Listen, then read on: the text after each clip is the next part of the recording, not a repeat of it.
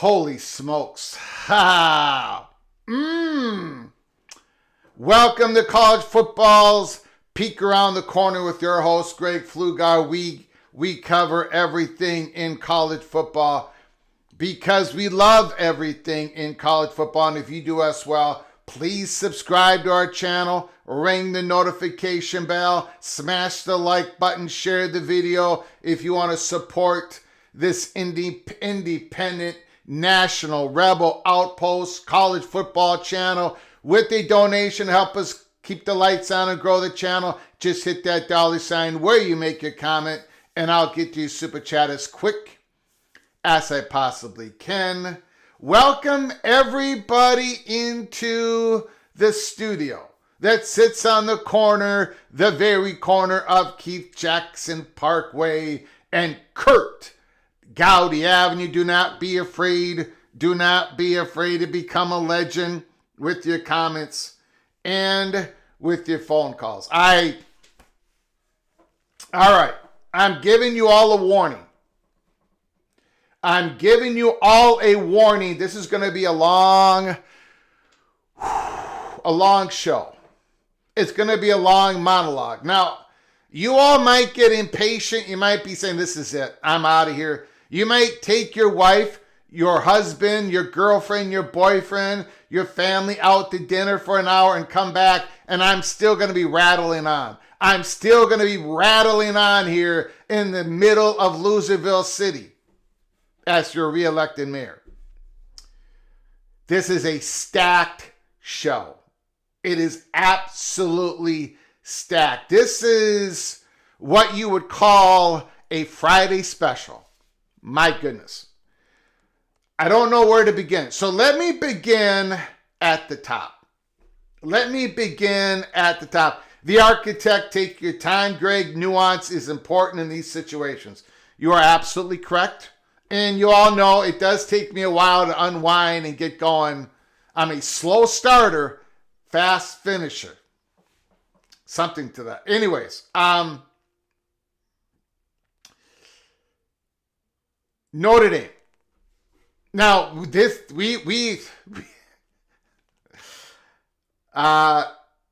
it's a stacked show. Okay, it's a stacked show. Let me just give you a little bit here of the backdrop of Tony Petitti possibly maybe in talks to bend the knee to Notre Dame.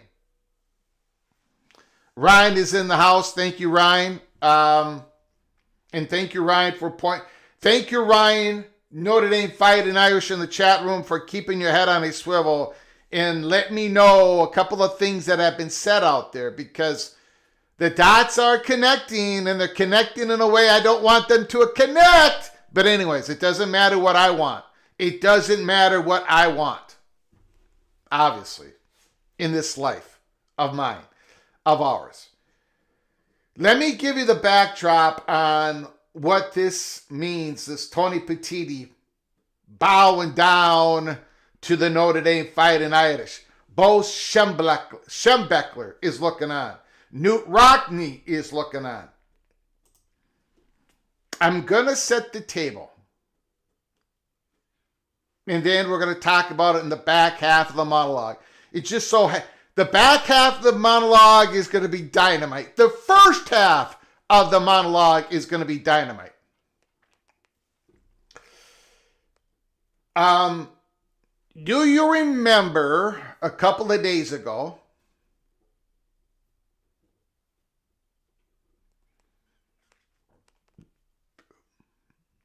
in which we had a live show and I talked about how Netflix and Amazon is in the Holy Smokes Theater, right? You saw the art, right? Everybody saw that. They're in the front row. You've got Notre Dame, you've got North Carolina, you've got Miami. But now Netflix and Amazon, nothing is done. Of course it's not. Nothing is settled. Of course it's not. Nobody's negotiating. It's the perception of a growing number of people within the Big Ten that they perceive another media partner coming on board of Amazon, or at least a big giant streaming partner. And a lot of people behind the chatter behind the curtain believe that that Netflix is going to have a part in college football, and if you would put your chips in the middle of the table, you would guess SEC. Of course, none of that is done. Of course, this is peek around the corner. We're giving you the peek that the Big Ten and the SEC, they're looking at transformational change. And part of that is probably going to be adding a big streaming giant. All right. When the door was open to us on that question,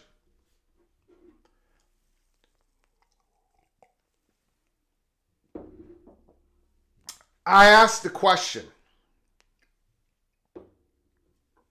When the door was open, when chatter behind the curtain let us here at Peek Around the Corner know that the Big Ten and the SEC, big streaming giant, on all that a couple of days ago, it was more detailed information. I asked the question, I poked and prodded, and I asked the question, well, what about Notre Dame? I mean, maybe Notre Dame can, take apart a couple, three of their home games that they have with NBC, Peacock, and shuffle them on to an Amazon or to a Netflix. They don't have as much content to work with. They don't, one of the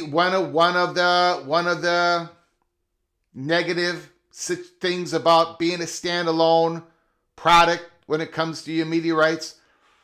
But I asked that question, what about Notre Dame? Maybe they can, whatever.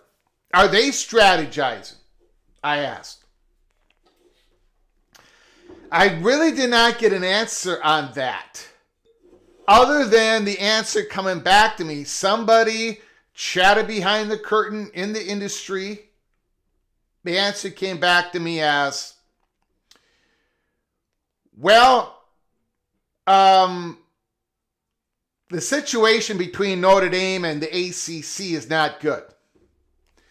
That really had nothing to do with my question, but that was the statement coming back to me, like, not good. Like, it's still not good. And I said, and I asked a follow-up question. I said, is it about the kerfuffle? I've used the word kerfuffle about 10 times in the last 2 days to many different people. So if you have been in a conversation with me and I've used the word kerfuffle, I'm not talking about you right now, most likely, but I've used that word more in the last 2 days than I've used it in the previous 10 years. But that kerfuffle with Miami, ACC, Notre Dame, don't have to go down that rabbit hole. You all know what I'm talking about. And the response was, yeah, yes. From the Notre Dame perspective, things are not good. They're not settled. They're not good.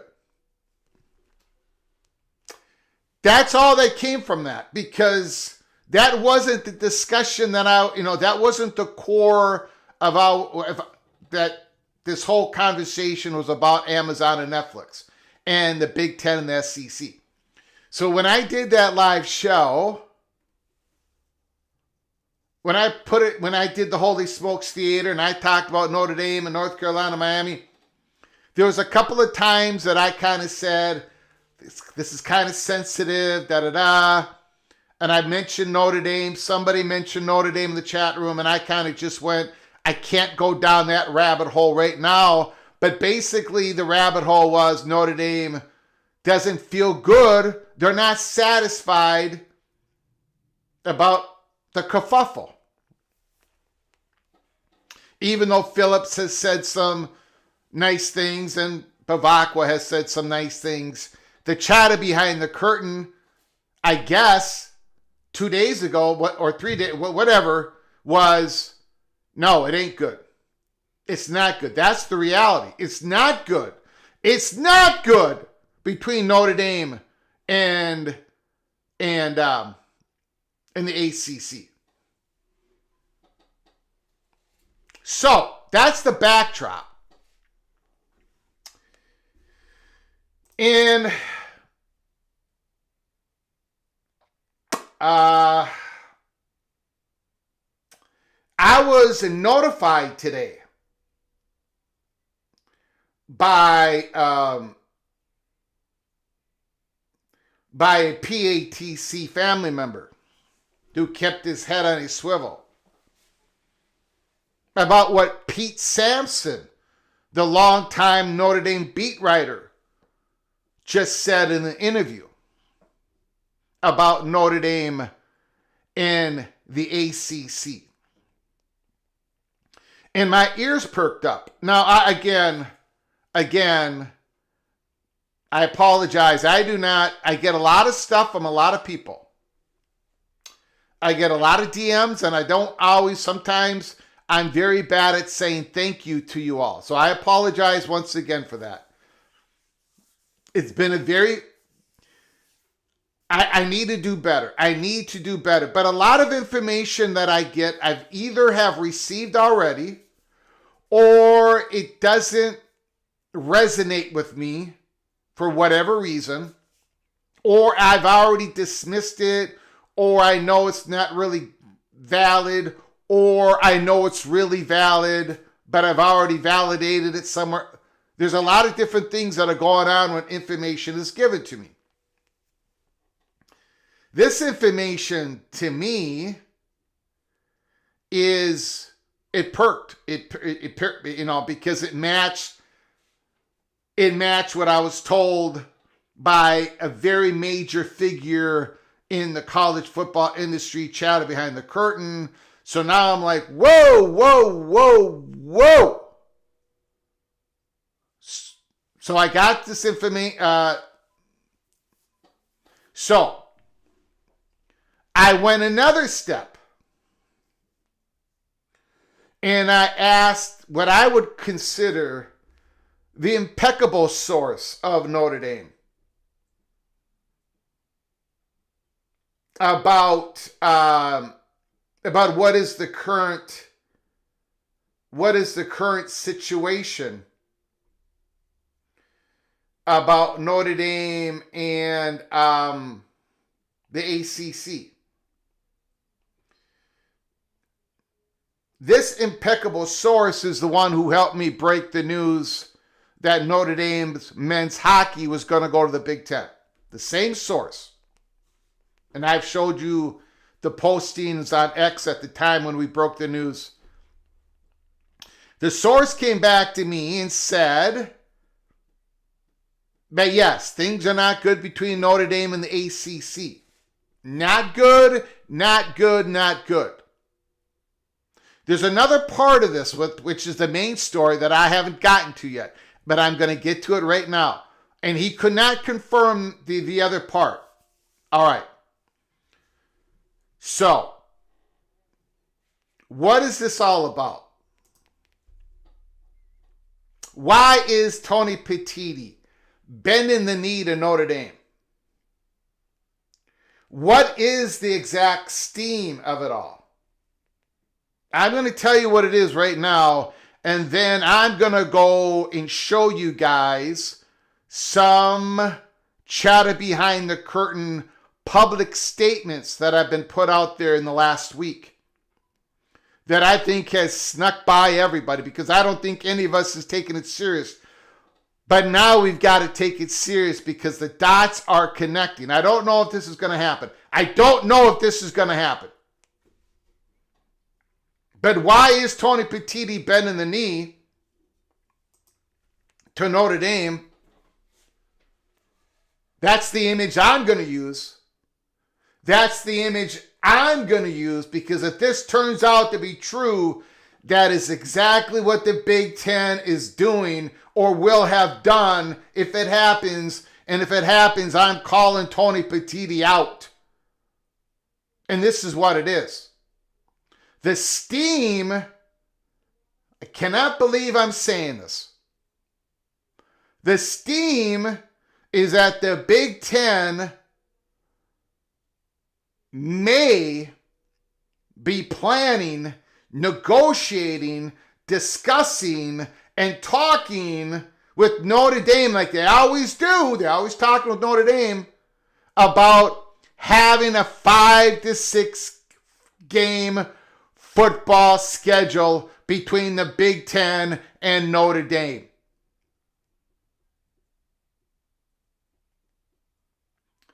In other words, instead of the ACC having that 5 to 6 game football schedule with Notre Dame would flip.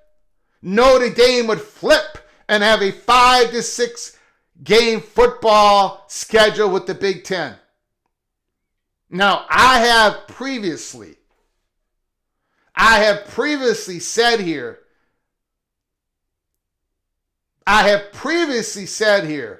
on this channel that the walls are closing in on Notre Dame. That I believe that Notre Dame is going to end up in the Big Ten. I have said that, and a lot of you have dragged me over the coals, but the walls are closing in on a quasi-football independent Notre Dame. And I've gone all the reasons why that, but the power of economic consolidation is the biggest one.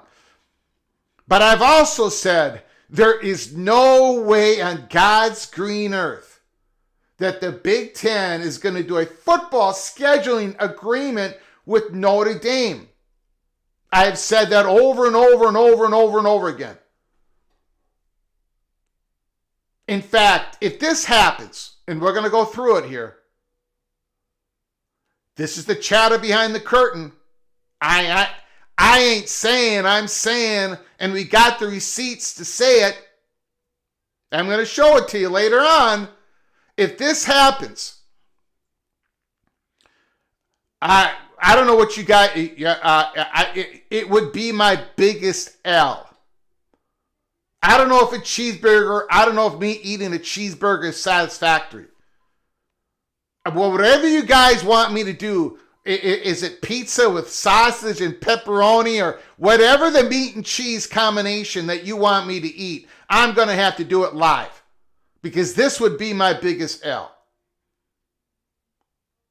There's no way that the Big Ten should be doing, no way should there be any discussions on this at all. This is bending the knee. It's you bring everything, you come on in, or you don't. Don't switch us with the ACC. But yet, chatter behind the curtain believes this is a possibility, a growing possibility, and it is one of the pillars of this possibility. One of them is the true deterioration of the Notre Dame Fighting Irish and the ACC's relationship. Relationships matter. The other part of this, the other pillar of this possibility is the Southeastern Conference. Because they are a bowl in a china shop. The Southeastern Conference is a bowl with horns in the china shop. And the Big Ten might have to make sure that the bowl doesn't hook the Notre Dame Fighting Irish. Now, I know a lot of you guys are saying, Greg, you do not know what the hell you're talking about. Ladies and gentlemen, number one, I do not want this to happen. Number two, if it happens, I'm going to call Tony Petitti out. Number three, I'm going to eat some combination meat and cheese, the crap that you Einsteins all eat, and I'm probably going to die live on a live show. But number four, and the most important part of this, people actually think this just might happen. It's beyond just speculation. It's not real. I don't think it's imminent. It's not real yet. It's not done yet. I don't think there's going to be any articles on it yet. But it's real. And we're going to get to it. We're going to get into the heart of the matter at the back end of the monologue. We have got an absolutely stacked show today. Absolutely stacked. I don't know, guys. We are going to be on for a while. So buckle up. Brace for impact. Please be patient. Please, I beg you to be patient. We've got a lot to cover. Let me get to some very kind super chats here. We've got Ricky Tungate. Give me a moment. We've got others. We've got big stories after big stories after big stories.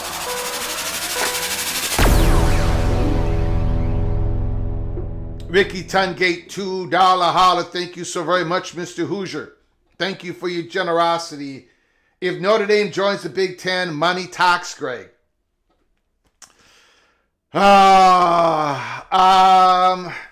Look, if they want to join the Big Ten, that's fine. I got no problem with that.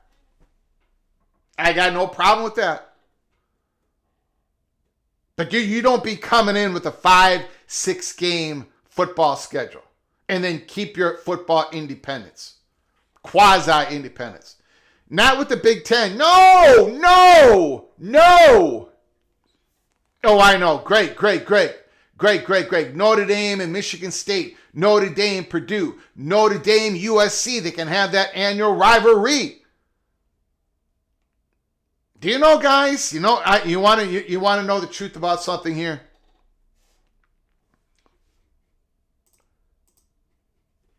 How many times has the Golden Domers? How many times has the Golden Domers played the Golden Gophers? Can somebody give me an answer? How many times the Golden Domers have played the Golden Gophers? Put it in the chat. Put it in the chat. Put it in the chat. Come on. We got all day. This is going to be a long show. You don't even threaten to rush me on this. Don't even threaten to rush me on this show. There it is. 0.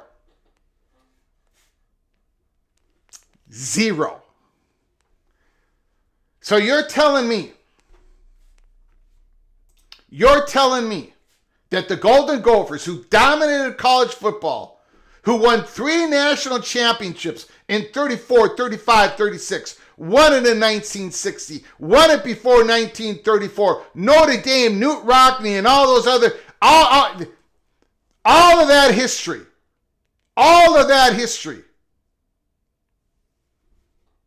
4 times.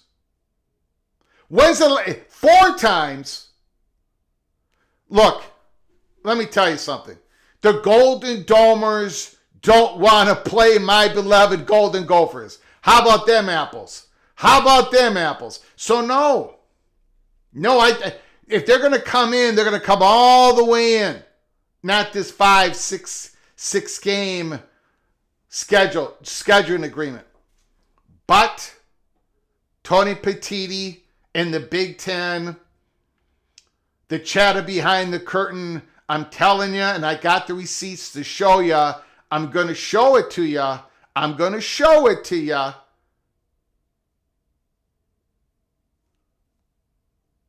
Believe that the Big Ten might be planning, looks like they're planning to bend the knee to Notre Dame. And a lot of you are going to say, that's not bending the knee. That's not bending the knee. When's the last time we played Notre Dame?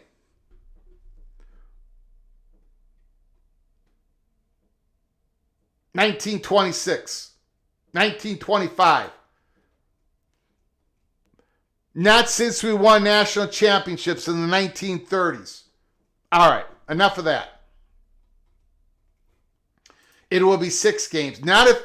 Forget about that. We got to get out. The big story is that Notre Dame might be pulling the old switcheroo on the ACC, and we'll get to the back of that at the back end of the monologue. We got Preston from Greensboro, North Carolina.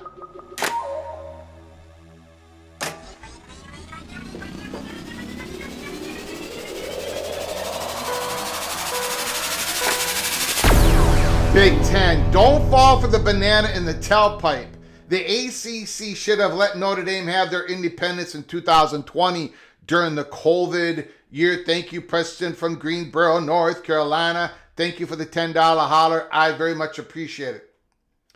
Yeah, again, we're going to go ahead and report that Notre Dame's and ACC's relationship is not good right now. The 5 to 6 game football scheduling agreement that the Notre Dame has with the ACC might be coming closer and closer to being in peril than I think a lot of people believe. But there is traction. There is people who actually believe it's going to happen, and we'll get to that as in the back half of the monologue. We've got Christopher Hooter, Super Chat.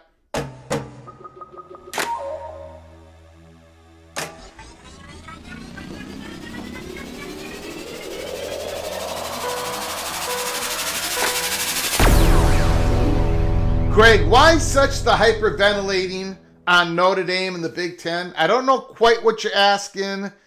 Are you asking why I'm hyperventilating because I'm going to call Tony Petitti out if this actually happens? Maybe that's the question you're asking, and I'm going to tell you, I'm going to call Tony Petitti out. Big Ten is not, the Big Ten should not bend the knee to Notre Dame. If you want to come in as a Big Ten full-time member, let's do it. We'd love to have you. You're already in the current media contract. All the advantages in the world to come to the Big Ten. Notre Dame, this should happen, this should happen. Not this 5 to 6 game scheduling agreement.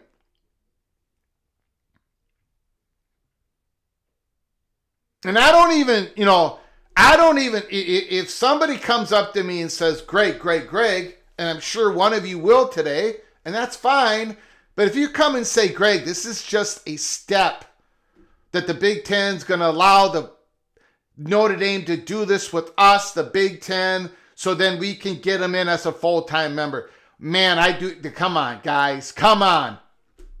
There should not be a step. It's not like a step ladder. You want in, you ask to be in. You don't want to be in, then you're not in. However, Tony Petitti might be bending the knee. Now, there's another option here.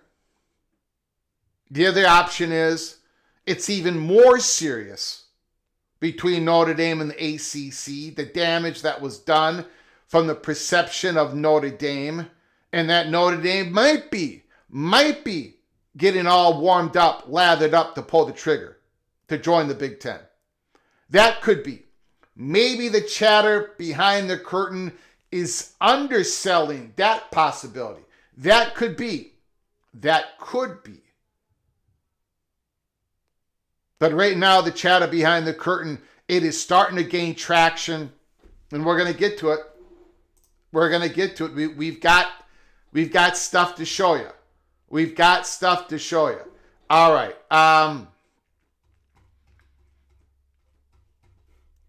And let's get to it here. We've got another super chat from OBD Dawn.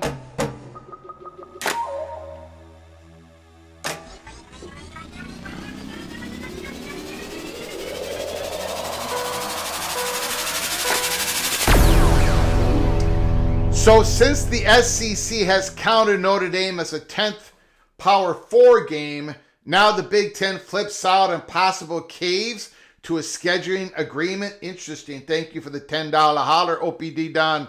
Thank you so very much. Appreciate your generosity, sir. I mean, there's a lot going on, right?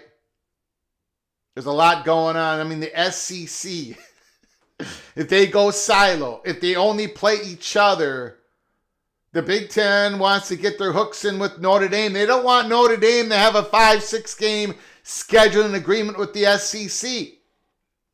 And by the way, this whole the SEC, again, we're going to go through Matt Hayes' article today from the USA Today.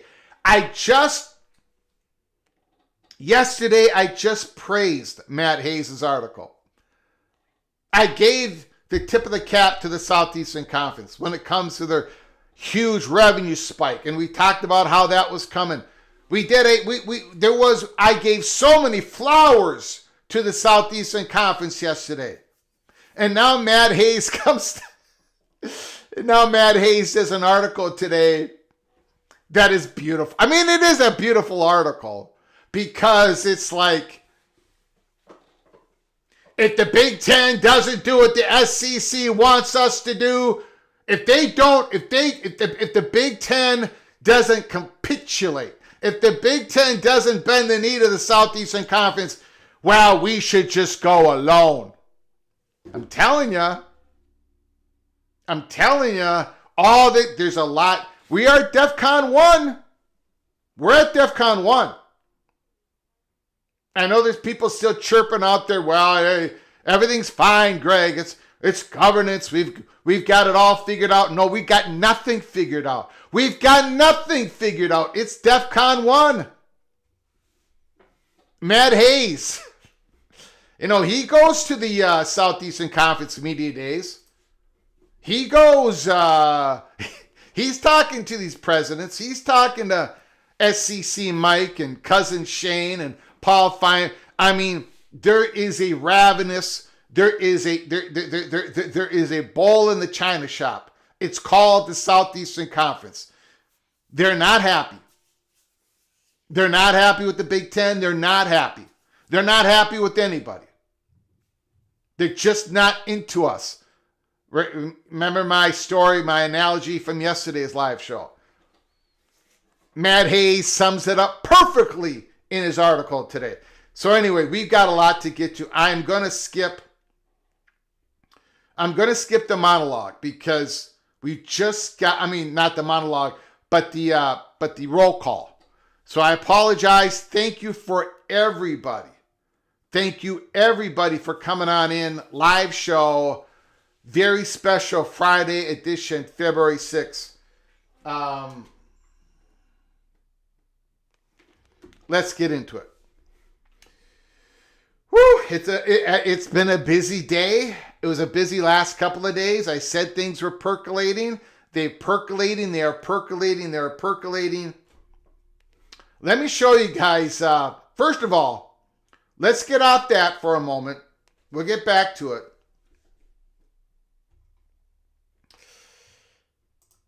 SAC to the MAC.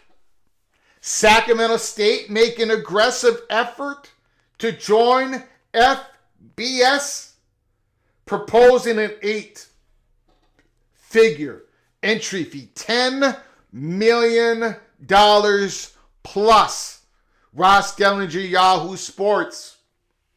Last summer, in an effort to join the Power Conference, Memphis and its corporate sponsors pooled as much as $200 million to offer to join the Big 12. The Big 12 said no. But the Memphis offer, bold and somewhat unprecedented, provided a future path of those seeking a promotion buy your way in, SMU style. SMU style. A few months after Memphis' proposal, albeit a much lesser scale, it's being replicated. Officials from Sacramento State are in the midst of an aggressive effort to join a football bowl subdivision conference as soon as this coming football season, proposing to multiple leagues an 8-figure entry fee plus the foregoing of league revenues. While many FBS leagues have rebuffed the proposal, the Mountain West and the Pac-12 and other league executives are exploring the possibility, most notably the Mid-American Conference, SAC to the MAC. Multiple sources within college athletics spoke to Yahoo Sports for this story under condition of anonymity. Officials at Sacramento State declined to comment. Those in the MAC also declined comment, citing the standard policy for not discussing expansion. 4 months now, Sacramento State executives athletic director Mark Orr and university president Luke Woods have made public their desire to elevate to FBS in football. In fact, the school's waiver to play an FBS independent this season was denied last summer because they're not part of a conference. A waiver is necessary for those seeking a move from FCS to FBS without an invitation into a conference. The school's athletic department transitions this year from Big Sky to Big West, which does not sponsor football. The shift puts the Hornets football program in an awkward position of competing in the FCS as an independent. The program has scheduled 7 football games for 2026, with 6 of those FCS opponents. PATC money shot number 1 of the article. The MAC has yet to release its 2026 conference football schedule. The proposal puts the MAC in an interesting position. The league loses Northern Illinois this coming year and added UMass last year to remain at 12. They got 12 members for football. The conference, the MAC, also has upcoming negotiations with ESPN for its new television deal.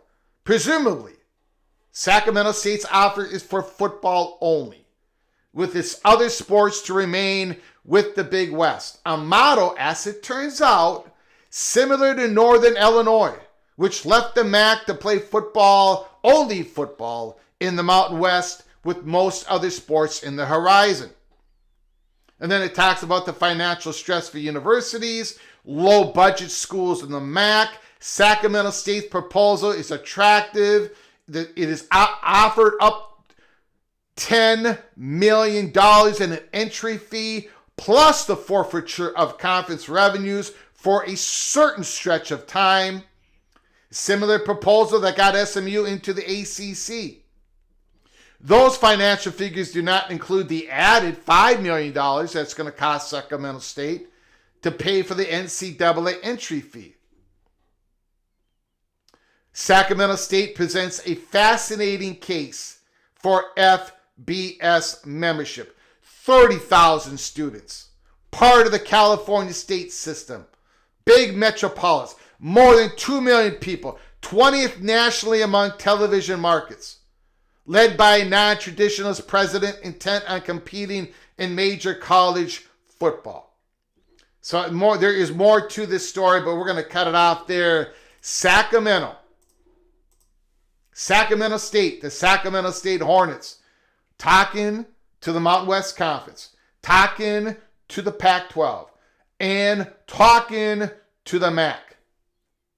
Are they going to be able to buy their way in, send a check to the Mountain West Conference to get in and play UNLV? Sacramento State versus UNLV. Or they're going to send a check and the Pac is going to accept them in, and now you're going to have Sacramento State versus Boise State. Or is the MAC Conference, Western Michigan versus Sacramento State. In the MAC Conference, those schools need some money. They need some money. Is this what's going to happen? Let me know your thoughts and comments in the comment section below the video. But Sacramento State knows that they're going to have to be able to, they're going to have a conference give them an invitation, an FBS conference, one of the G6 conferences, for Sacramento State to make the leap from FCS to FBS. We'll see what happens. Big, massive story in possible growing of the G6 by one more school. Now look at it this way. If the MAC conference accepts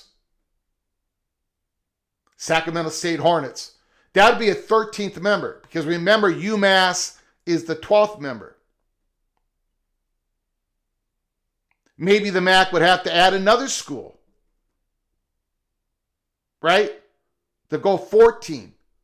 We'll find out what the MAC does. The most interesting part of that article is the MAC has not released its 2026 football schedule. They have not released it. So we might get some upcoming news here pretty quick. Yes or no? Yes or no? Medea Hernandez Flugar is in the house. Hello, happy Friday. Welcome to the new subscribers. Yeah, we've been getting a lot of new subscribers lately. Thank you so very much. I do appreciate it. Thank you, honey, for letting people know. Thank you very much. We've got a super chat.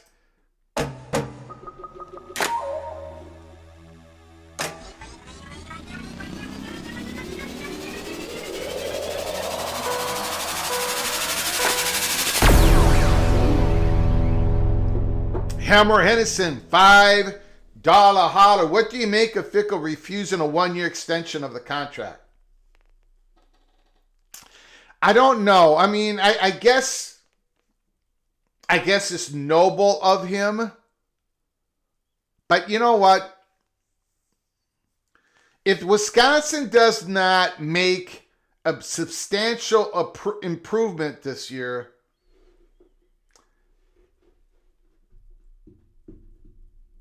I don't know. I don't know his contract. I don't know if him not having that extension of another year, if that affects his buyout.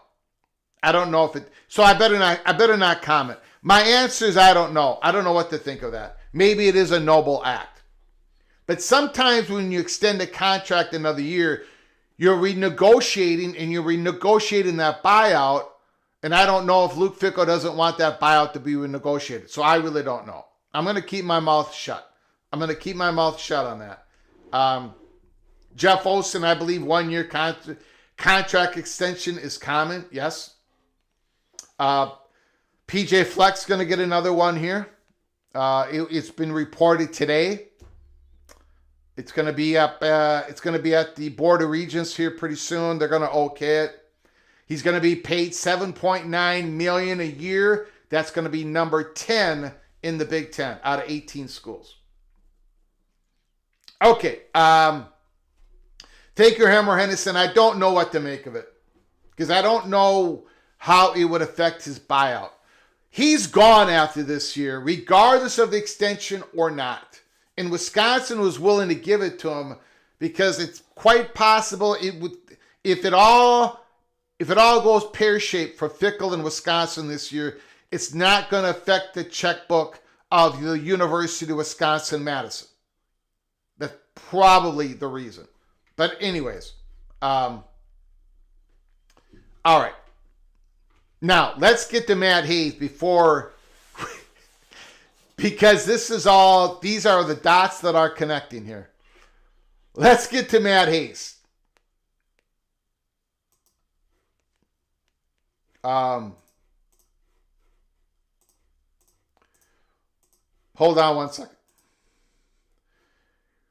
1 second here.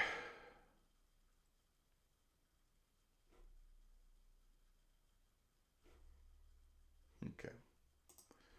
Just making sure.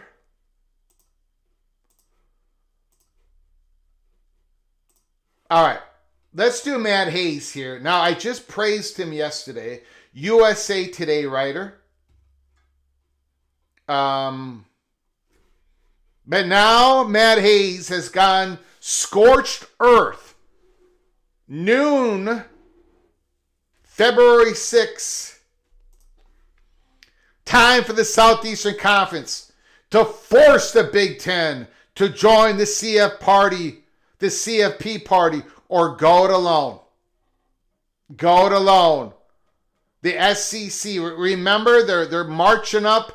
They're at the beginning, they're at the base of Silo Mountain.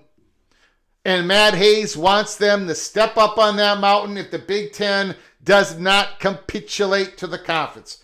The SEC had 12 of the top 23 most watched teams in the regular season of 25. The Big Ten had 6. Which conference has the power again? Matt Hayes. The Southeastern Conference announced Thursday. It's rich, filthy, stinking rich. Why this surprises anyone, I don't know. It does not surprise the PATC family. But more to the flush with Cashpoint, why in the world are the SEC presidents allowing the Big Ten presidents and by proxy Big Ten Commissioner Tony Petitti to run the sport? Is the Southeastern Conference presidents really allowing the Big Ten presidents to run the sport? Nah, not really. But Matt Hayes, man, he's all lathered up. So what does Matt Hayes say next? It's time for the Southeastern Conference presidents to make a clear and unmistakable move. Tell the Big Ten to join the 16-team playoff, or the SEC is walking away, with or without the other 8 FBS conferences. So Matt Hayes is threatening the Big Ten, saying that the Southeastern Conference, if the Big Ten doesn't agree with the Southeastern Conference should walk alone or take the other FBS conferences with them. and leave the Big Ten all alone over the number of 12 versus 16. But I think it's about more than that, right? Why would this SEC, which doled out a conference record of $1.03 billion in revenue to its 16 teams, sit around and allow the Big Ten to decide where the sports postseason begins and ends, and how is it played? Especially considered 9 of the 10 FBS conferences are in favor of a 16-team format. The only conference that isn't is the big, bad Big Ten. If exclusive television partner ESPN will pay the SEC $1 billion annually, and it's only going to increase over the course of a media rights deal that ends in 2033, why would ESPN, what would ESPN pay for an SEC-only playoff or a playoff of 9 FBS conferences? It doesn't matter that the Big Ten has won the last 3 national titles or that the SEC has clearly seen slippage among its marquee schools in the same span. We're looking at you, Alabama, Georgia, LSU, and Florida. Doesn't matter that 3 of the last 4 Heisman Trophies winners weren't from the SEC schools after 6 of the previous 7 were.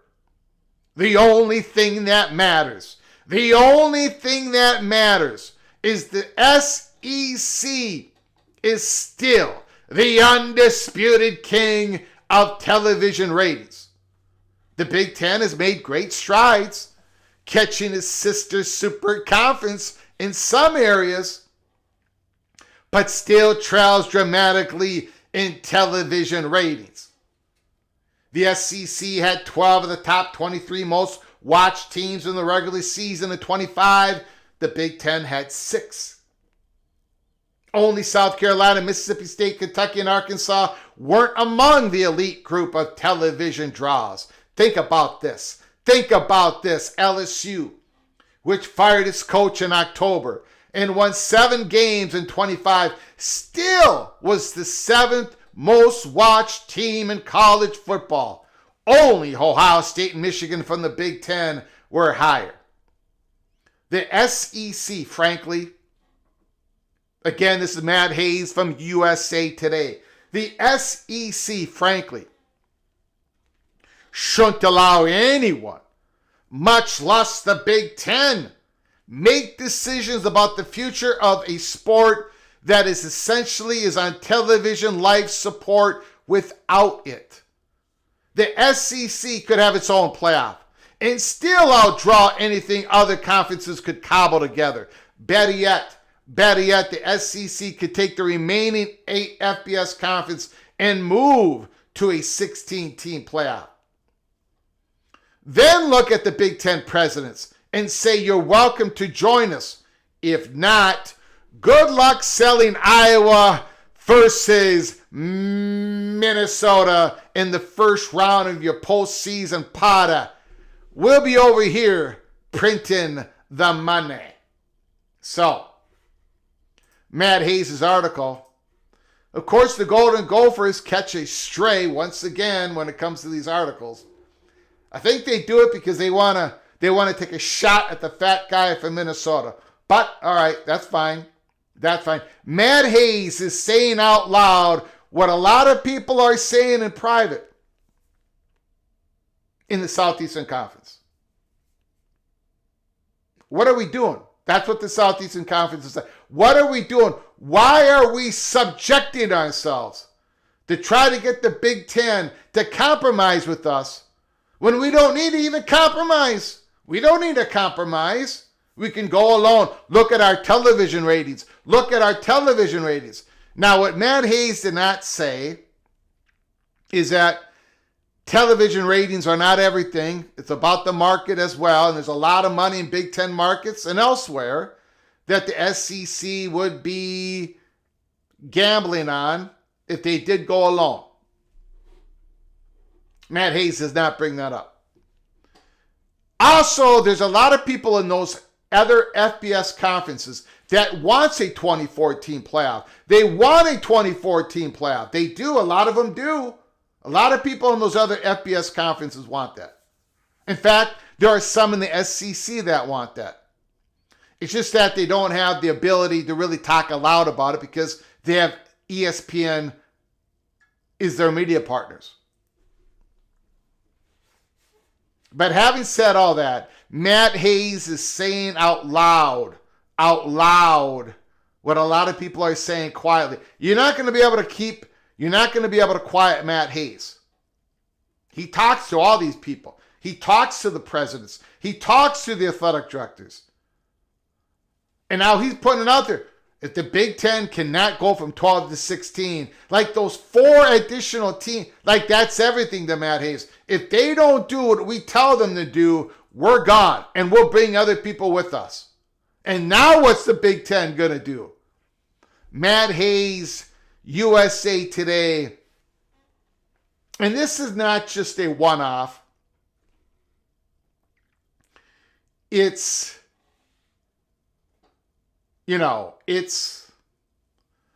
there's a lot of people thinking like this. Truly, they are. We've got a super chat from Helmer Hennison.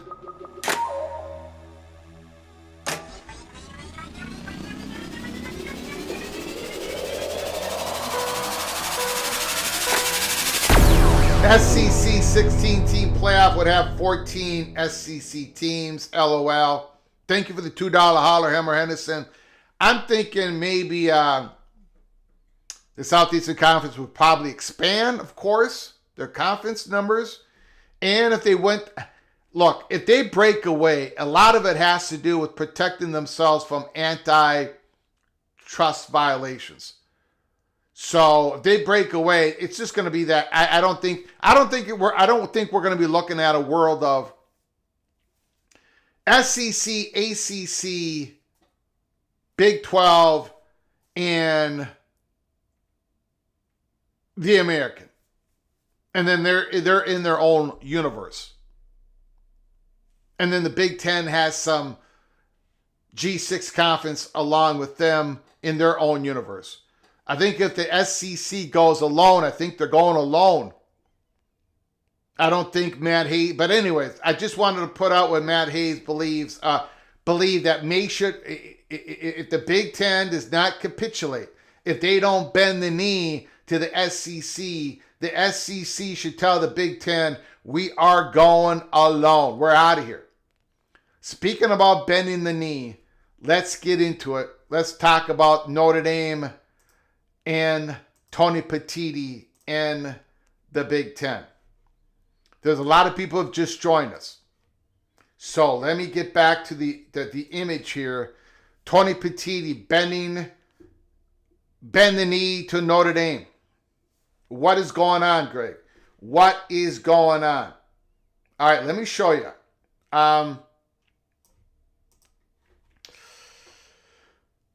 Number one, again, I'm gonna go back because we got a lot more people in here than we did at the beginning of the show. Let me go back in time a couple of days ago. A door was open to us. Chatter behind the curtain. People in the industry let me know that there's a perception out there that the SEC and the Big Ten, along with other transformations of their conference, they're probably going to most likely include a large streaming giant in their next iteration, their next media partner. Now, I think a lot of us has predicted that or believe that's a strong possibility. But the door was open to us saying that basically right now the Big Ten, they're gaming this out, the Southeastern Conference, they're gaming it out with in mind that they're going to be grabbing onto a large streaming giant as a partner to help increase their, for one example, their international markets, right? Because a Netflix and an Amazon can do that a lot easier than piecemealing other television media partners across the planet. All right.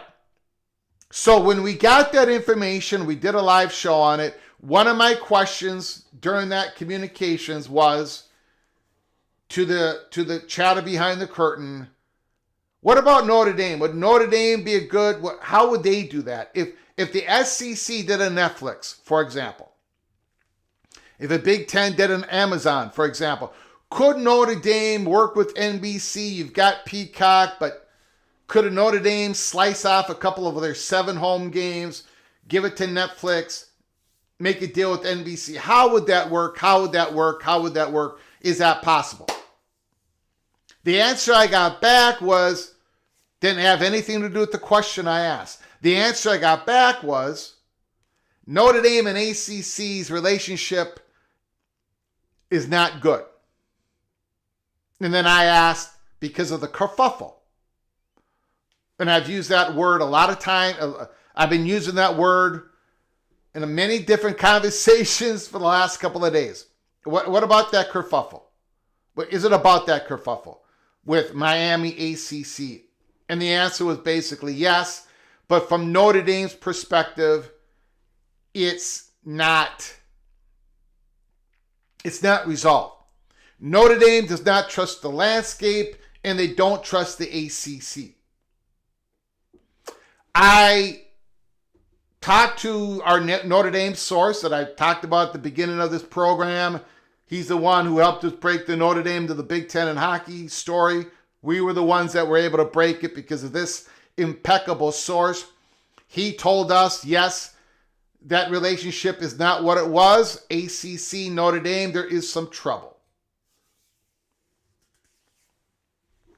Now, basically, the crux of the situation is,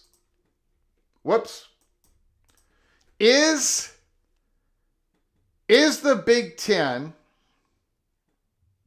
willing to strike a deal with Notre Dame and have Notre Dame and Big Ten do this 5 to 6 game scheduling agreement, much like what Notre Dame currently has with the ACC.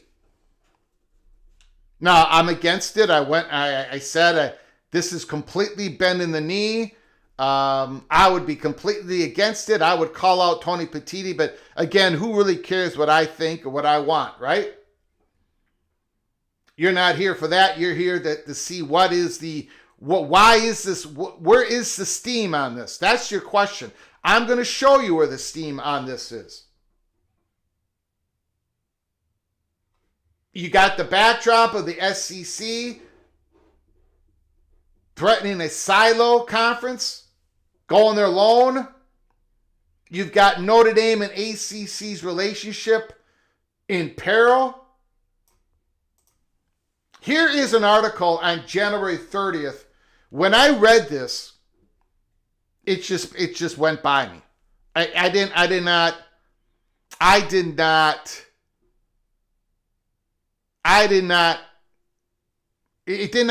not have any effect on me when I read this on January 30th. Now it does. The article is The Athletic from the football staff. Early 2026 college football predictions for the national title, Heisman Trophy, and more. We're connecting the dots here, ladies and gentlemen. Connecting the dots. Look back at our early college football predictions from a year ago, and there's plenty to laugh, cry about. Now, after an unpredictable 2025 season in which Indiana captured the national championship and its quarterback won the Heisman Trophy. So let's try this again for 2026. The Athletic surveyed 28 of our college football writers and editors to get an early predictions for the national championship, Heisman Trophy, conference championships, and more. Plus some hot takes and bold calls. All right. Who will win the national championship? Oregon with 9, Notre Dame with 5 votes among the Athletic staff. Texas, Indiana, Ohio State, Georgia, LSU, Miami, Texas Tech. I think that looks pretty good.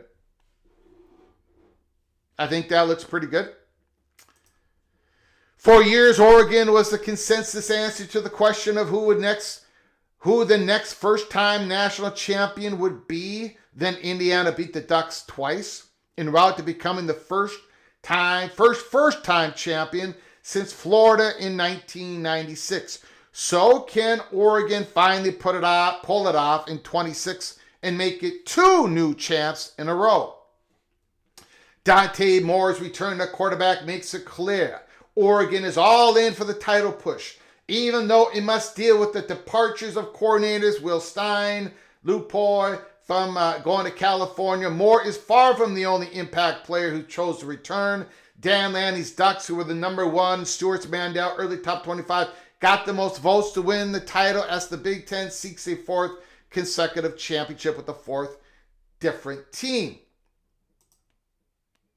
Though it's the favorite, Oregon isn't an overwhelming choice, garnering support from 32.1% of our panel. Votes are spread out between 9 teams. 2 other Big Ten teams received multiple votes. And then it goes on, it talks about who received the votes. Who will win the Heisman Trophy? Jeremiah Smith, 11 votes. Arch Manning, 4. C.J. Carr, 3. Julian Sand, 2. Dante Moore, Trinidad Chambliss, Jaden Maeva, Sam Levitt, and Malachi Tony. Bold predictions. All right. Bold predictions. Predictions in which it's not the chalk. It's not the chalk. It's not the favorite to happen. It's just a bold prediction. You're making a prediction in which you think there is a chance of it happening, though. Lastly, we ask our staffers to offer up bold predictions and hot takes about 2026. These are meant to go out on a limb. They do not have to align with answers to previous questions. The bolder, the better. But we'll be honest, don't expect a high percentage of these to come true, and you should not. Again, this was written January 30th. Then again, Indiana just won a national championship in football. Matt Baker's bold prediction. Oregon, USC, Ohio State all make the semifinals, further cementing the Big Ten as the nation's best conference. Chris Vanini. The SEC fails to make the national championship game for the 4th consecutive years. Manny Navarro, 5 of the 12 teams that made the last year's playoff make it back. Indiana, Miami, Ohio State, Oregon, and Georgia. Heisman finalists C.J. Carr, Malachi Tony, Jeremiah Smith, and Arch Manning. Mark Cooper. Trinidad Chambliss wins his eligibility battle and leads Ole Miss back to the playoff in a Heisman Trophy season. Eric Single, Lane Kiffin's first LSU team, misses the CFP and opts out of its bowl game. Brian Kelly ends 2026 with an ACC head coaching job. Now, again, if you look at these, there's a reason why I'm doing this. If you look at them, they're bold, but they're not way out of it. They're not predicting the Gophers to win the national championship. All right? That's what I'm trying to say. A lot of this is reasonable. A lot of this is bold, but reasonable, right? I think you would all agree with me on that. Austin Meek, Georgia Tech will bring back the triple option with Alberto Mendoza and Justice Haynes win the ACC and make the CFP. Jason Kirk, Notre Dame will finish number 12, taking number 11 Miami's playoff spot. I think that, okay.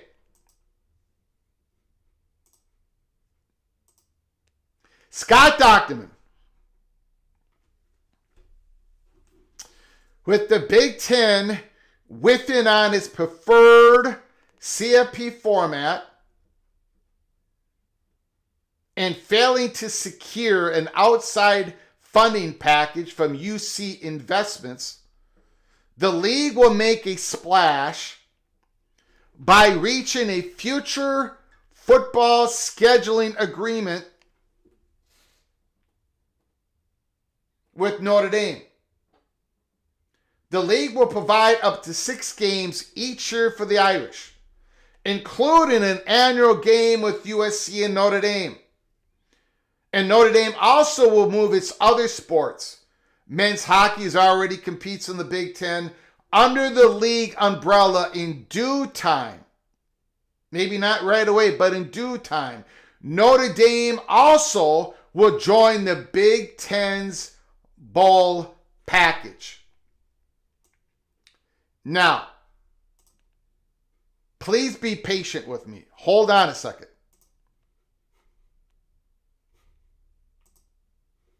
Now, some of you might be saying, well, Greg, Scott Docterman is a serious, credible reporter. He is. He is, no question about it. But Greg, he's an Iowa guy. He's an Iowa Hawkeye guy. He's making this bold prediction, but from the angle of a Hawkeye, of a Big Ten guy. Now, he's not a Big Ten cheerleader. He's not. But still, he's an athletic writer, which I love. I think he does a great job. But, Greg, he takes it from a Big Ten perspective. So, it's a bold prediction written on The Athletic.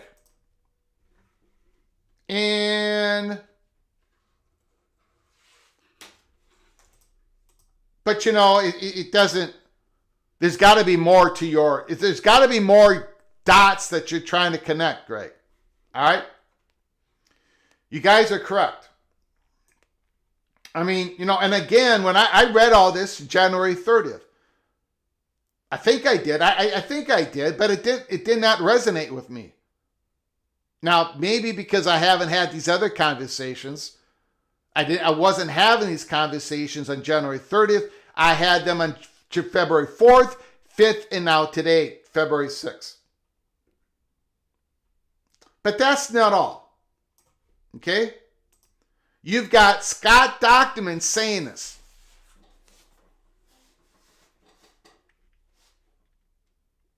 The next part of the article, in the same article,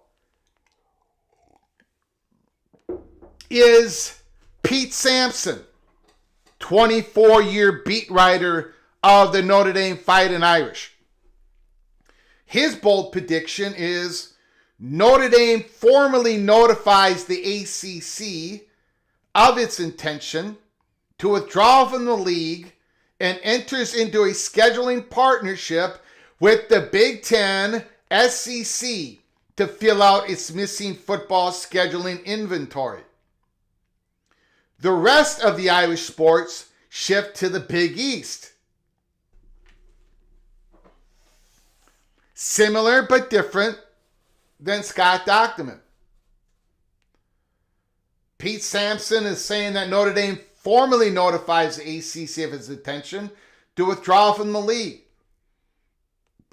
Again, a scheduling partnership, but he's saying Big Ten or SEC to fill out its missing football scheduling inventory. The rest of the Irish sports shift to the Big East. So back to back, right? Back to back. Scott Docterman and Pete Samson.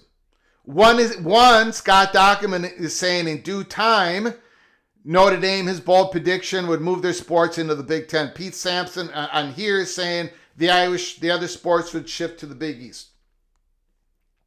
But both of them are saying that Notre Dame unwinds themselves from the scheduling agreement with the ACC, unwinds their other sports teams out of the ACC into the Big Ten or into the Big East. So basically, they are agreeing more than they're disagreeing. And they both put this on their bold predictions. Now, I talked to you about my impeccable source at Notre Dame, who said that Notre Dame's and ACC's relationship is not good. It has not been repaired. I talked to you about a person, a chatter behind the curtain person, big time in the industry, who told me a couple of days ago, we went through this, that relationship is not okay. Pete Samson, look, guys, Pete Samson is not my source. He's not the impeccable source at Notre Dame. He's not the chatter behind the curtain. I'm just telling you that right now. Pete Samson is not my source. Pete Samson has also had an interview recently that described that Notre Dame and ACC are not in good position with each other.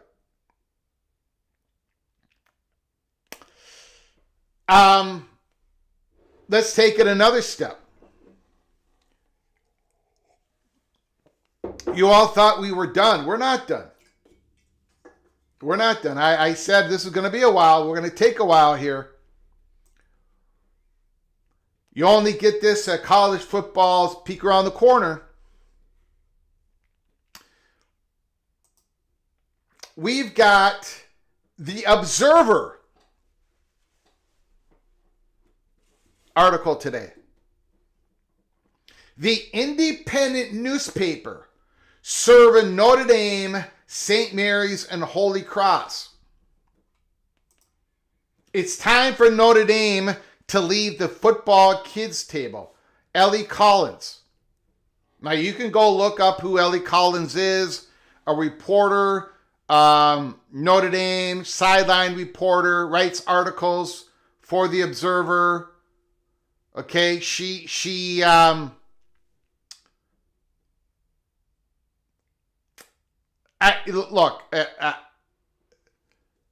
there is chatter behind the curtain that Notre Dame is not happy. They're not happy.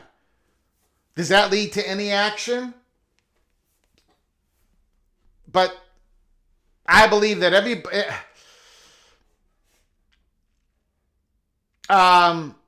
Notre Dame, the Notre Dame beat writers, Notre Dame people that I talked to, my impeccable source, Scott Dockman, this national college football chatter behind the curtain, this is like a consensus.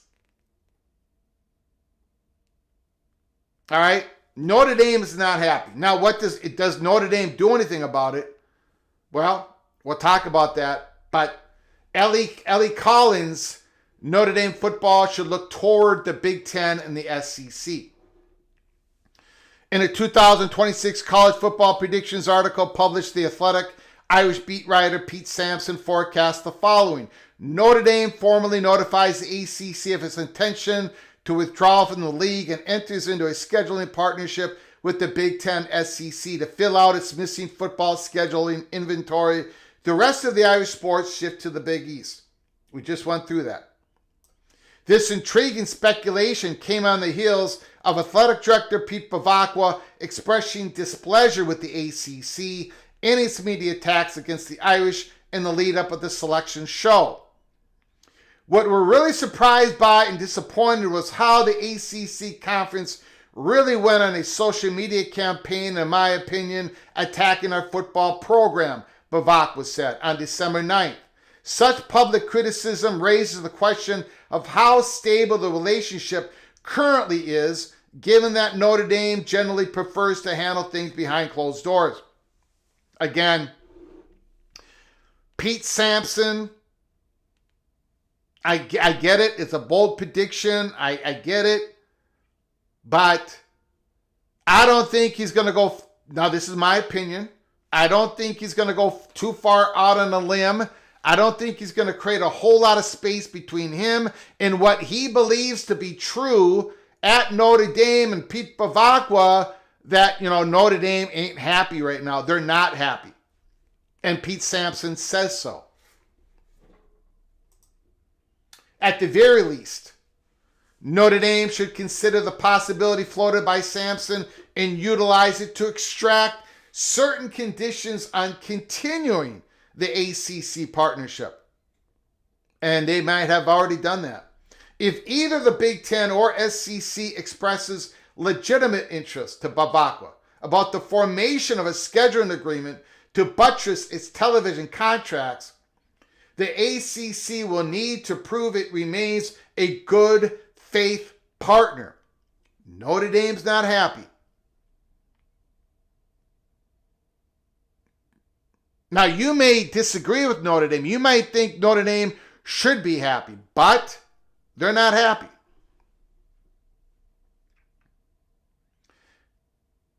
If the Big Ten and the SEC are interested, the scenario outlined by Samson may well be a better opportunity from both a football and non-football perspective. The two leagues undoubtedly contain more high-profile programs and possess more influence in the sport. A partnership would ensure the Irish are further aligned with the football's big boys. The ACC sits at a glorified kids' table. Again, Notre Dame Fighting Irish beat writers, they're talking a whole different language this offseason than they have done over the last 5-6 years.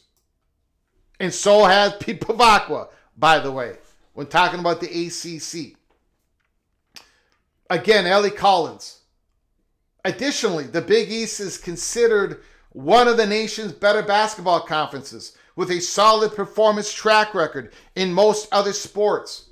High-profile men's basketball schools include St. John's, Marquette, Villanova, UConn, the latter two which have combined for 6 national championships in the last 22 years compared to 4 from the ACC Blue Bloods, Duke, and North Carolina. While women's Big East hoops does not boast the depth of the ACC, it includes the powerful, long-time rival and current reigning, defending, undisputed champion, the UConn Huskies. On and off the fields of play, the Big East is a natural fit. The arrangement worked before as a non-football conference from 1995 to 2012 and counts 9 highly respected Catholic institutions among its members. Most are also in large metropolitan areas with prominent Irish fan bases, including Chicago, New York, Washington, and Philadelphia. Additionally, the travel burdens and lost classroom time for the smaller sports would be less onerous without the routine need for the teams to travel to California and Florida.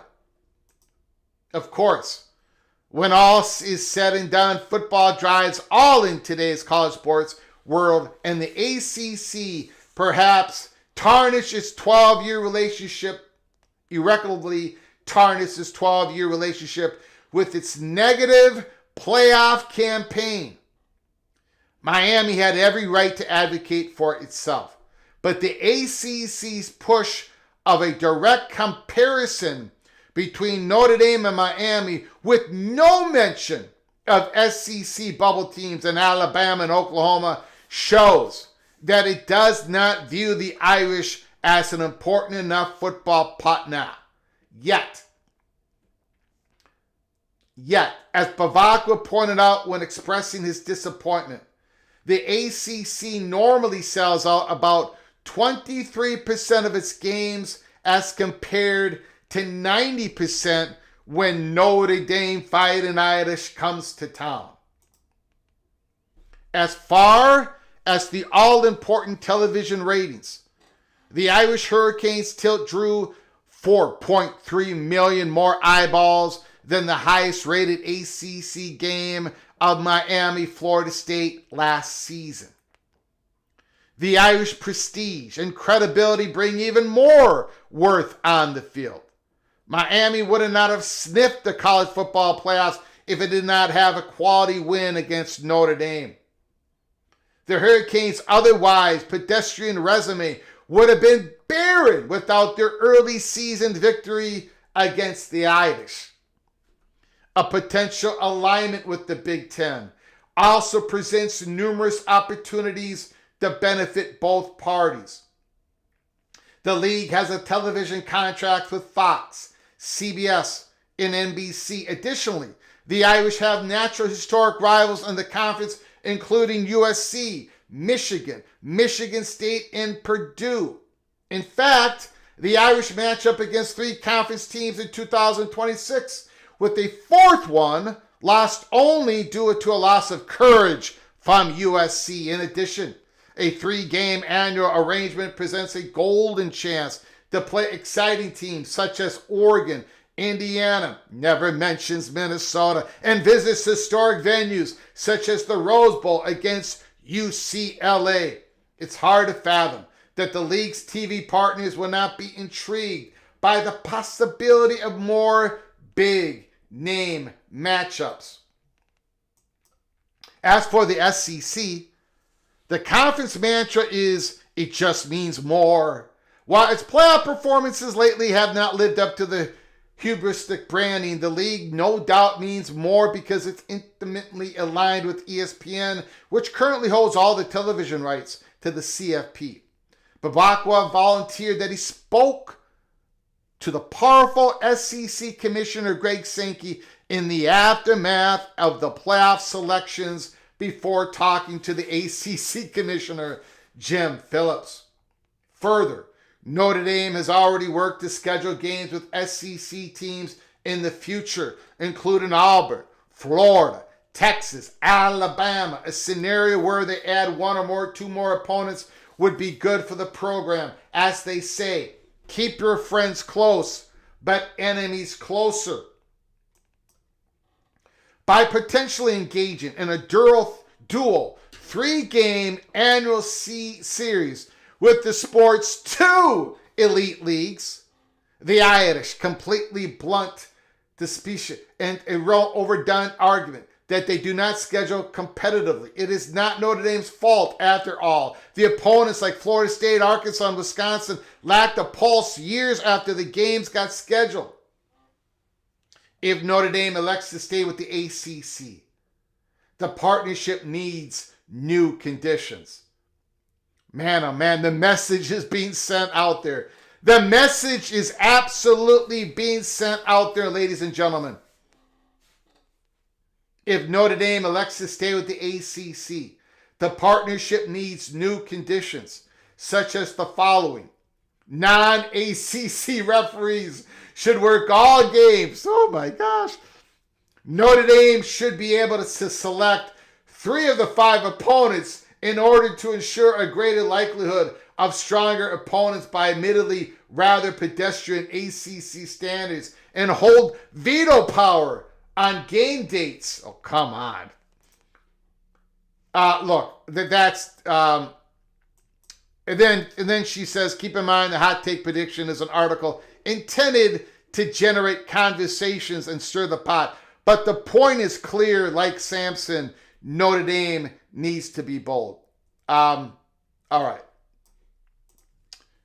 I wanted to make sure that I put that all up. It has been a long monologue, and I apologize, but this had to be done. We have got chatter behind the curtain that Notre Dame and ACC, that relationship has not recovered from a Notre Dame perspective. We've got more than one person in the same article working for the same company. A longtime reporter, Scott Dochterman, longtime reporter, Pete Samson, both making the bold prediction that Notre Dame is going to start unwinding themselves from the ACC. Starting with a 5 to 6 game scheduling agreement, Scott Dochterman says with the Big Ten, Pete Samson leaves it open, Big Ten, SEC. And then we've got Ellie Collins, the Observer, on the field reporter, Notre Dame Fighting Irish, really putting it out there. Really putting it out there. The message is being sent all over the place. Within my circle, within my impeccable source at Notre Dame, with longtime beat writers, with chatter behind the curtain. But let me tell you something here.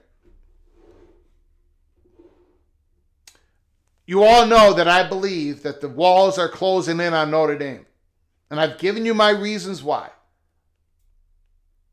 Not to do with any fault of Notre Dame, but just how difficult it is to remain a football independent, a quasi-independent, in this world of economic consolidation, where the advantages are going to the stronger conferences every single day, every month, every year. More and more advantages. I don't know how Notre Dame's going to keep up. I don't think they can. And I'm not the only one who believes that. But why in the hell should Tony Petitti bend the knee to Notre Dame? Why should he agree to a 5-6 game scheduling agreement with Notre Dame? Now, I have talked to some very smart people who have tried to say, Greg. The Big Ten should do this. The Big Ten should agree with this with Notre Dame. First of all, it could be a first step, a big step, towards Notre Dame eventually joining the Big Ten. Number two, you do not want to say Notre Dame if you're the Big Ten, if you're trying to get them into the conference. You don't say no to them on a 5 to 6 game schedule. Number three, you know the Big Ten, everybody knows, or at least this is the belief, that the relationship between Notre Dame and the ACC is not a good one. So you do not want to reject Notre Dame's advances because Notre Dame could turn around and start dating the Southeastern Conference. Especially at the time when the Southeastern Conference ratings are skyrocketing. Especially at the time that the Southeastern Conference is threatening to go silo. Especially at the time that Pete Bavacqua and Greg Sankey have a great relationship. And by the way, I have been told by many that Tony Petitti and Pete Bavacqua also have a close relationship. They've known each other for the last couple of decades, but they don't see eye to eye on a lot of things in college football. That's a problem. i.e. college football playoff format. But this is not the time. As big and as strong and as powerful and as wealthy as the Big Ten is, this is not the time to say no to Notre Dame. That is what I'm being told by many, many smart people smarter than me. I say screw it. I say no. No. Go to the Southeastern Conference. I think I might be in the minority, maybe not in the minority in the PATC family. I don't know. But I say no. I say no. Look. If either way, let me go back. If Notre Dame strikes a deal, this is speculation on my point, but come on. If Notre Dame unwinds themselves, 5-6 game football scheduling agreement with the ACC, maybe not their agreement with Clemson, but the rest of the ACC, and puts their other sports into the Big East, or puts some of their sports in the Big Ten, however that goes, that means that other ACC schools are leaving.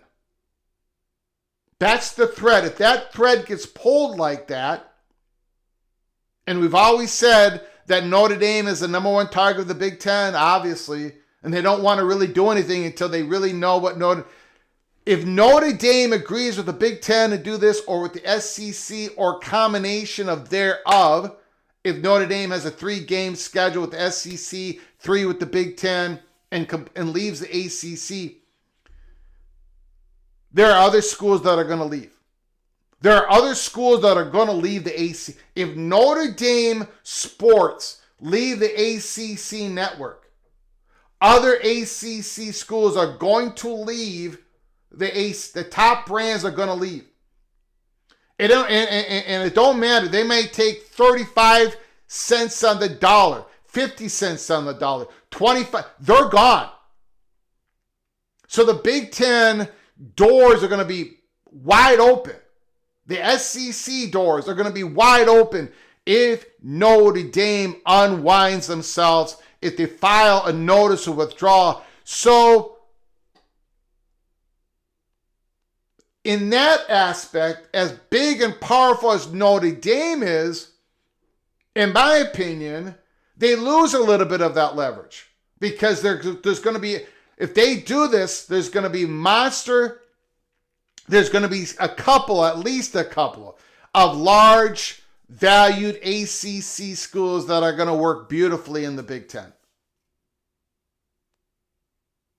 So I think Notre Dame loses that leverage a little bit. I don't want, look, and then I've had some people say, Greg, yes, the Big Ten should agree,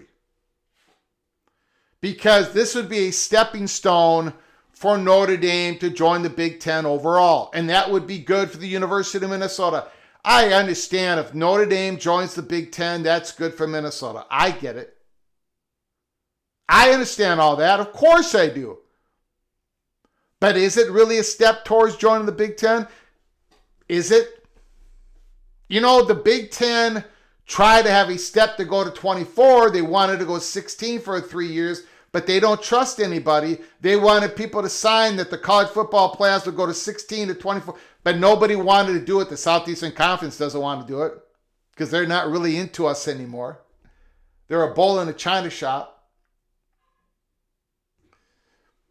The biggest argument,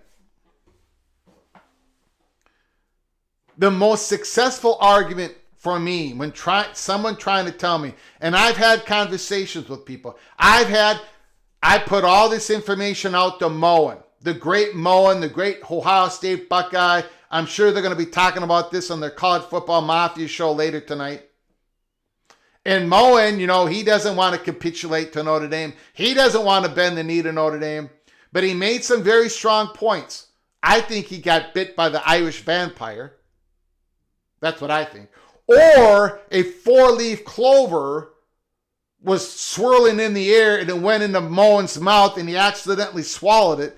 But whatever happened to Moen, God bless your soul, young man. God bless your soul. You've been taken over by the Irish. But Moen was making some good arguments saying, look, it'd be a lot more money for the Big Ten, even if it's a scheduling agreement. But the bigger point is the Big Ten is not in position for Notre Dame to be completely swallowed up by the Southeastern Conference. And so Notre Dame is in this position where they're going to leverage themselves between the Southeastern Conference and the Big Ten. And maybe that leveraging where you're playing both conferences could eliminate the possibility of the SEC going silo. Just a couple of thoughts. But anyways, I want to hear your thoughts and comments. Super chats, of course, supersede. We're going to open up the phone calls in just a few minutes. I want to thank you all. I know this is a long monologue. It's lasted an hour and 38 minutes. I apologize, but we had a lot to get through. Sacramento State Hornets to the MAC. We had the Matt Hayes article, USA Today, basically saying the Southeastern Conference should go their own way if the Big Ten doesn't capitulate. And then we gave you the information. You go back earlier in the live program, Scott Dochterman, Pete Samson, Ellie Collins. The chatter behind the curtain is mounting up, saying possibly that the Notre Dame Fighting Irish might be filing a notice of withdrawal. It's in the bold prediction ledger. It's on that side of the ledger. Bold prediction. Reasonable, but definitely not the chalk. But the one thing that is factual that I can report by having all of these discussions with a whole lot of people, a whole lot of different people, the relationship between Notre Dame and the ACC, it's not good. As of today, February 6, 2025, it is not good.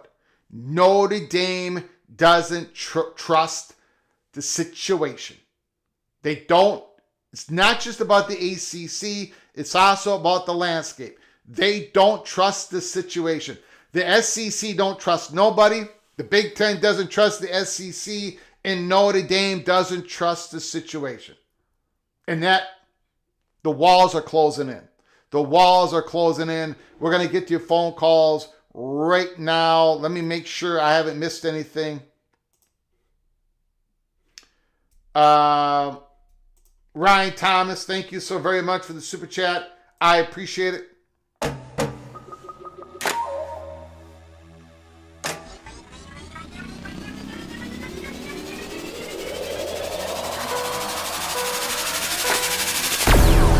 I don't see why the Big Ten would placate the Irish.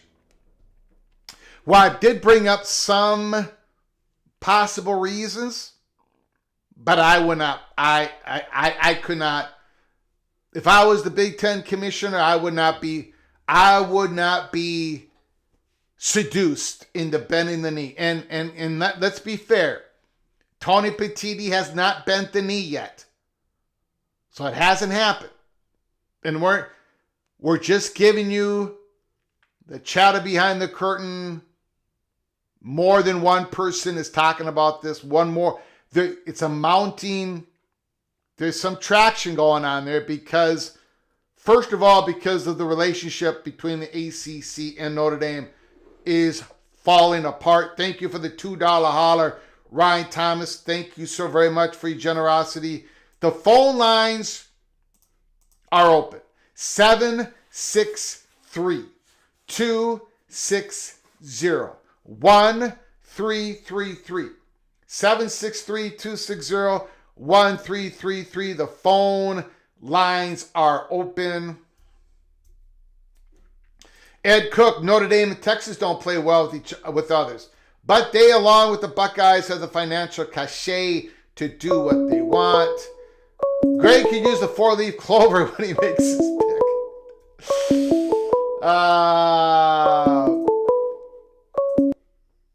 All from Ryan Thomas. Ryan Thomas, the floor is yours. Go ahead, sir. Yeah, I mean, to your point, Greg, and I understand that. I mean, I could see the Big Ten giving Notre Dame 3 football games, but I giving them any sort of membership for the Olympic sports kind of only solidifies Notre Dame's position of never joining as a full member. I agree. I mean, I think, 3 football games, 3 or 4 games a year in football, yeah, that makes money. That makes sense. I could see that working. But, I mean, if you give them full Olympic sports and a scheduling agreement, the same thing with the ACC, you're going to get the same problems that the ACC got. So, I mean, that sort of, you're giving them everything, and they have no incentive later to do anything, and they'll continue to play it and be the way they are. I agree. I mean, it's sort of, there's just some sort of good. I mean, if Notre Dame splits the SEC and Big Ten kind of, with games, and even if they go to the Big East, that might keep both from breaking away. But I mean, I think that the ACC is toast. That's one thing I think is pretty clear to me, is it's toast. I don't see the Big Ten going to 24 without Notre Dame. So I think, you're probably I think you're probably looking at, I think in the short interim, you're probably looking at 2 ACC teams to the Big Ten and 4 to the SEC. And that'll be sort of the end of the ACC at that point. But it'll be it's going to be an interesting haul. I don't know what's happening, and to be honest, I've said this before, and no one seems to want to believe me. I think the reason why no deal got done with playoff expansion, Greg, was because I think right now both Sankey and Petitti know that the Notre Dame situation is fluid, and if there's a chance to kill the ACC this year, especially with North Carolina sort of moving that up on the decision tree, if there's a chance to kill it in the next couple of years, and it seems pretty good, why would you lock yourself into a playoff deal and then have to go back and rework it all over again?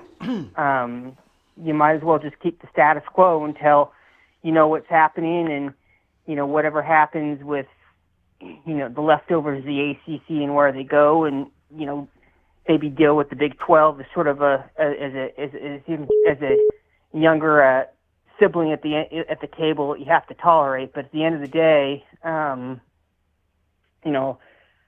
think that it would be extremely foolish to give Notre Dame the same deal it has with the ACC. I think that would only be asking for trouble for the Big Ten, and if I'll say so, it might be the beginning of the end for it, Greg. I mean, that's one sure way. When you start giving out special sweetheart deals, and all of a sudden, we've already seen it with USC wants a sweetheart deal. All of a sudden, everyone else is going to want a sweetheart deal, and sooner or later, that private equity, those money bags become too irresistible, Greg, and that destroys everybody. Mm-hmm. Just my 2 cents, may or may not be true, but great show as always, Greg. You got it. I appreciate it, Ryan Thomas.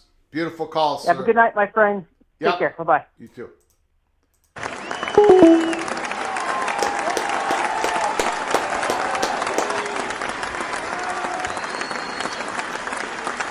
Beautiful call, Ryan Thomas. The lines are open, 763-260-1333. We got ourselves a super chat.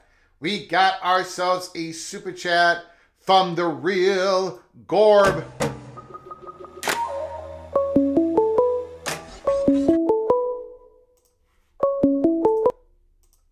From Christopher Hooter. Christopher Hooter, can you hold on for just a second, please? Yes, sir. I appreciate it. We got a super chat from the real Gorb.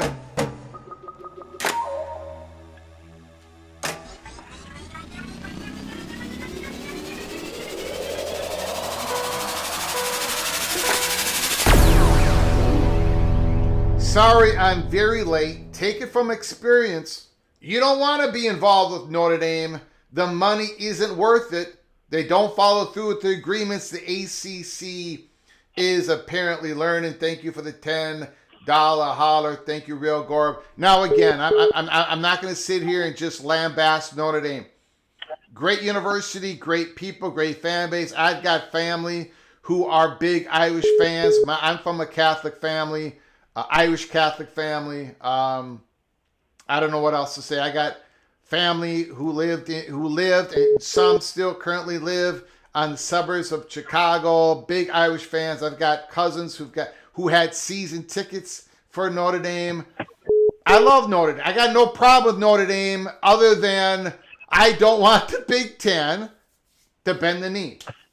I just don't want, I don't think they need to do that. I don't want that to happen. If it happens, I'm going to have a lot of problems with it. I am going to have a lot of problems with it. Real Gorb, thank you for the $10 holler. Thank you for your generosity. I appreciate it so very much. Christopher Hooter, LSU Tiger, is in the house. What say you, sir? Well, however sweet this deal is, however many games or whatever, if it's enough to make, is it enough to make Oregon and Washington whole? And if the answer is yes, you need to get over it. Well, then Oregon and Washington would be yes votes on doing it, right? Right? Yeah. I'm against it because Christopher Hooter, somebody has got to stand up and say no more. I can't take it anymore. That is my position, no matter how illogical it is. Go ahead, Christopher Hooter. Well, I mean, the reason, if we go way back, right, the reason why Notre Dame is not in the Big Ten is because of the Big Ten, not because of Notre Dame, right? I get it. I get it. Yes. So, I don't know. I mean, if they, so what was the number? Was it 3 games or 5 games or what was the 5 to 6 games?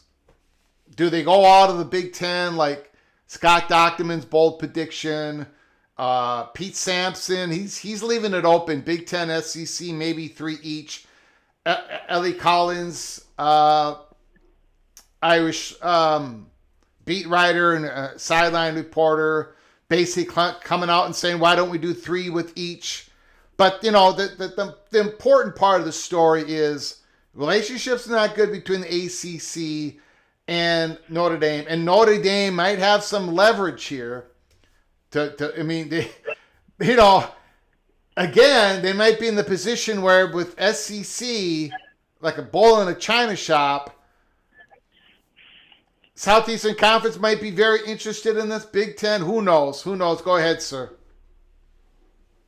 Well, of course, you've taught me we can't just think about football. We have to think about the other sports too, right? Yeah. Moving your sports in the Big East, does that work? Well, you can't move into the Big Ten.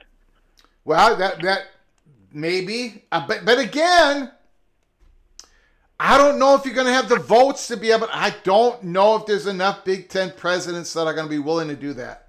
I'll bring all your sports into the conference, but you get to keep your quasi football independence. I don't know if that's going to work, but in this crazy environment, maybe it will. And yeah, I don't know. Okay, well, bigger picture from 30,000 foot. If Notre Dame is thinking about, then they probably know more information internally about the ACC. What is UNC going to do? Blah blah blah. Right? Yeah.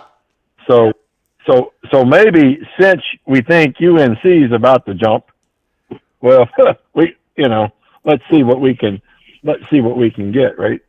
So you agree? Do you agree that if this actually would happen, and nobody's reporting that it's going to happen, right? Couple of bold predictions, but there's more chatter. There's more chatter going on publicly and privately, right? I gave you guys evidence publicly, and trust me, you don't have to trust me, but a lot of this is being talked about privately. Now, if it happens, Christopher Hooter, do you agree that if this happens, it basically is going to open the door for other ACC schools to say, okay, we got to get out now. We'll take a very favorable deal, SEC. I mean, we'll take a deal with the Southeastern Conference. We'll take a deal with the Big Ten, even if it favors those two conferences, because without Notre Dame, this conference loses value, and we're going to lose our leverage in negotiations. Wouldn't you agree with that? Well, I think you're saying Notre Dame is the dog. I think Notre Dame is the tail. I think Notre Dame knows that UNC wants to leave. That's interesting. Yes, they do. Or North Carolina wants to. Yeah, I get what you're saying. Yes. Right. And North Carolina's the dog. Okay, look, we can't. We got to go to the SEC, right? So now Notre Dame. Well, okay, if we're going to lose them, what do we do, right? So, I'm not so sure Notre Dame's leading here. They might be lagging, so to speak, right? Yeah. In which case, I think if I'm in the Big Ten, I take that deal all day, every day. I think it's a great deal for the Big Ten. You get 6 games, even 5 games. Oh, I would be all over that, man. All over. Now, I don't know what that does for Notre Dame and Stanford. Let's figure that out. But if Notre Dame was going to join, I gather they would bring Stanford with them. But this is kind of a 1 foot in kind of thing. Yeah. So, sorry, Stanford, you're on your own. That's kind of my read. I think Notre Dame is putting this out there because they think UNC is about to jump. That was my impression. Mm-hmm. In which case they're reacting. And in which case they're not the bad guy. True. I mean, whoever takes that first step out is going to get hit with a lot more political shrapnel, than the second guy out and the third guy out. It was more different. Like when Colorado made its move, it was easier for the other Arizona State, Utah to follow. Correct. So, yeah. Right. Yeah. And it was natural for Colorado because they were a former Big 12 member, blah, blah, blah, right? But that could all have been coordinated too. Yeah. So I just, I was in and out. I was kind of busy, but my impression was they know something about North Carolina. That was the first thing I thought. All righty, sir. So anyway, all right, man. Enjoy the program, okay? Beautiful call. Thank you, LSU Tiger, Christopher Hooter. Thank you, Tiger. Sir. Go Tigers. Yes, Go Tigers. Go Tigers. Let's go.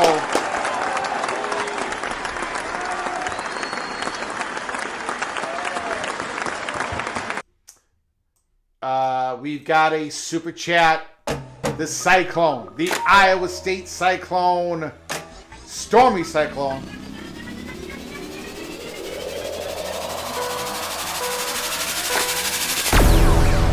Lindsey Vonn could become a legend, but Greg is already there. Well, number one, Lindsey Vonn is already a legend. Now she's gonna be skiing on a torn, I think it's an ACL, maybe an MCL, maybe a PCL, but we'll go with ACL. That's ridiculous. But it looks like she's gonna ski with a torn ligament in her knee. But she's already a legend. And of course, she's the second most famous person from the state of Minnesota. You know who the first one is? Already a legend, Lindsey Vonn. Thank you for the $5 holler, Stormy Cyclone.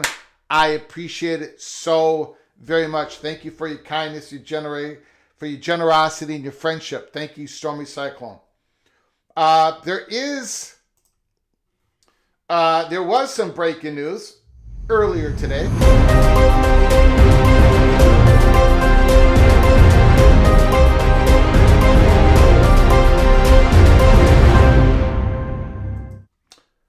Brandon Marcello, CBS 247 Sports.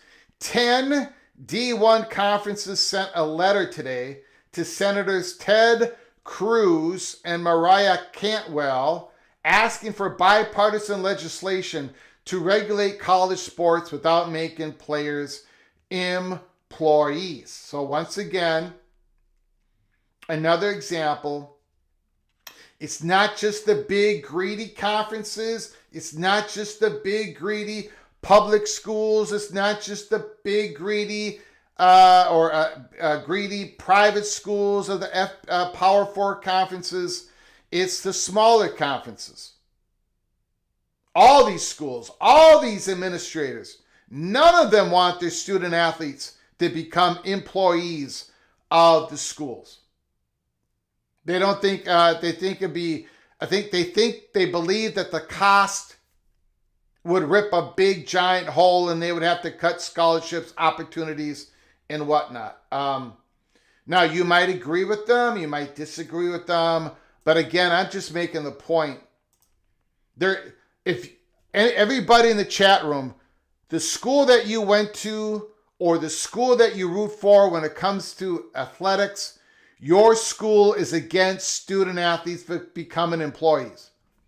So, if you want the student athletes to become employees, talk to your school. If you got any connections to blame the NCAA, to blame this organization, this boogeyman, it doesn't work. It's not the problem. It's the schools. They don't want it. And they have reasons they don't want it. Argue with them, win over go talk to your school. From Fred. I'm sorry, I did not get the name. Fred, go ahead, sir. Thanks for calling. The floor is yours. So I had two thoughts listening to your show today. Yep. Regarding Notre Dame, I just don't see. First of all, Ohio State and others are thinking, should we do away with our games scheduled in the future with Alabama and Georgia? With the current way, the playoffs are, teams are shying away from tougher games. So, are we going to replace Alabama with Notre Dame? That's the same thing. Yeah.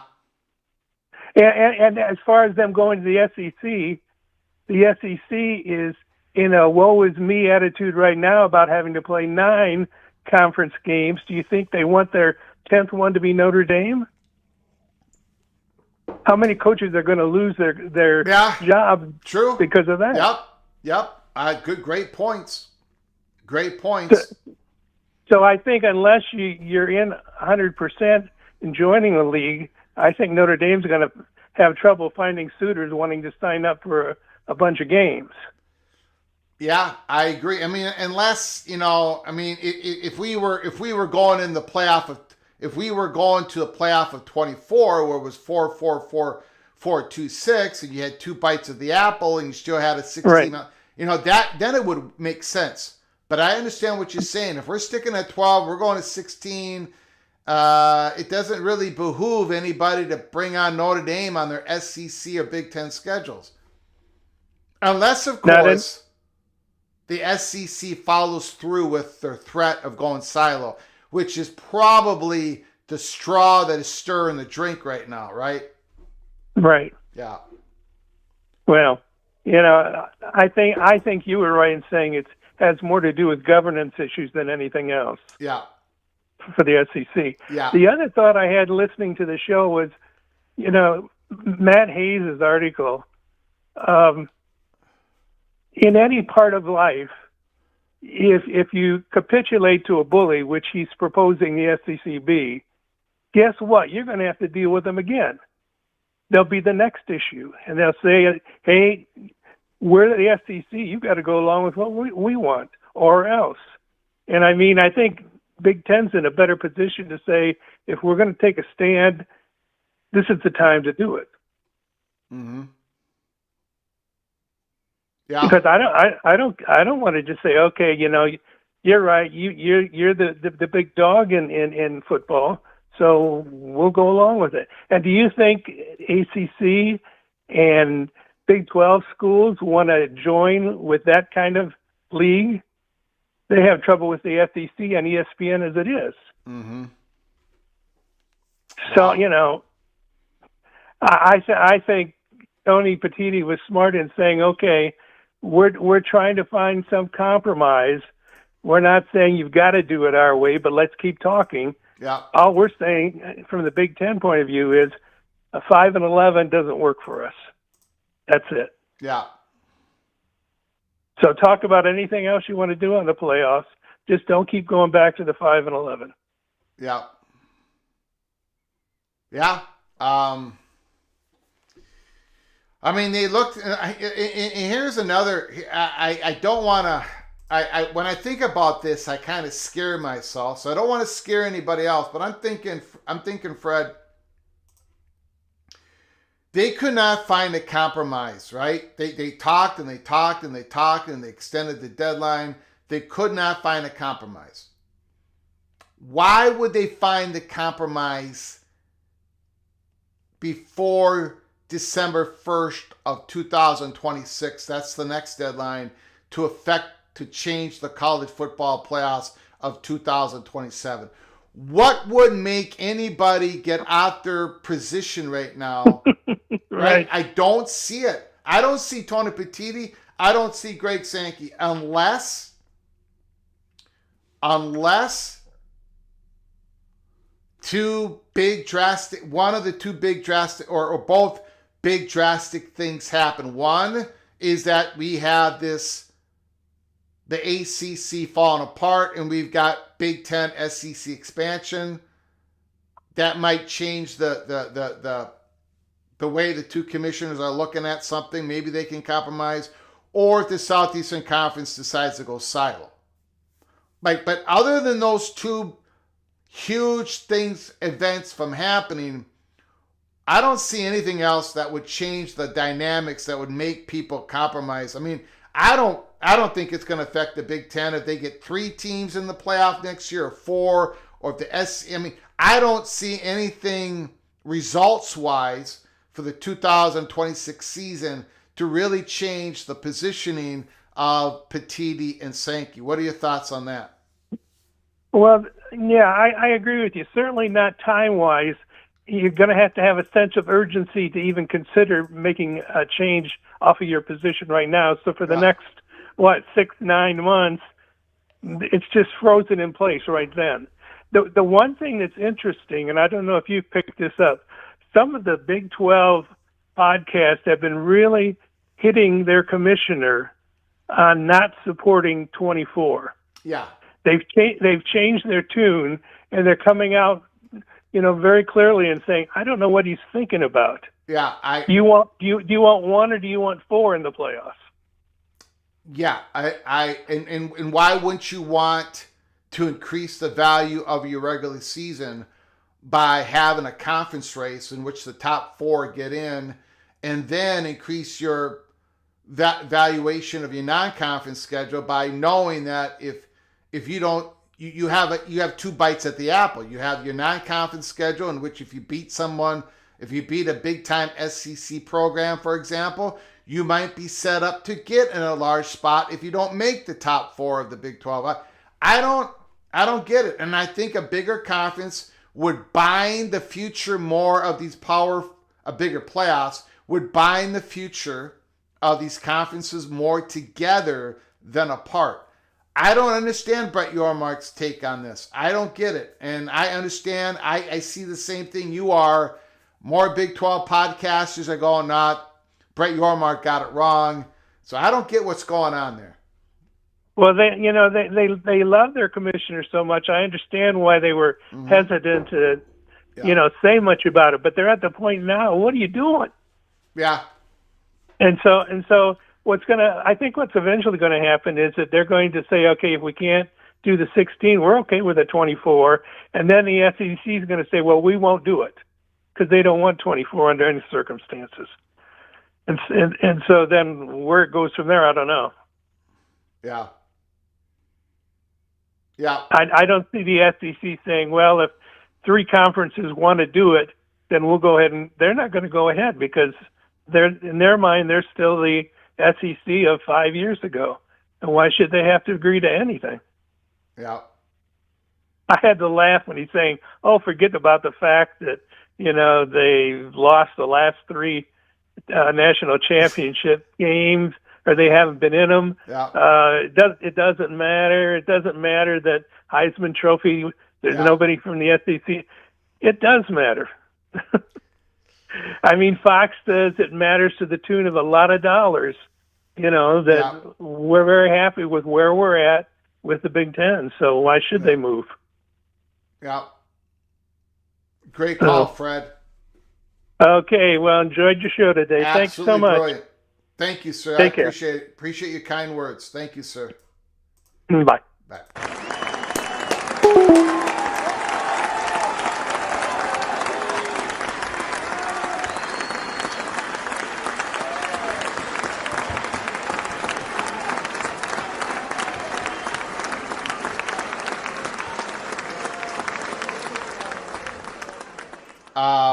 Brilliant call. Again, a bunch of brilliant calls today. I do want to thank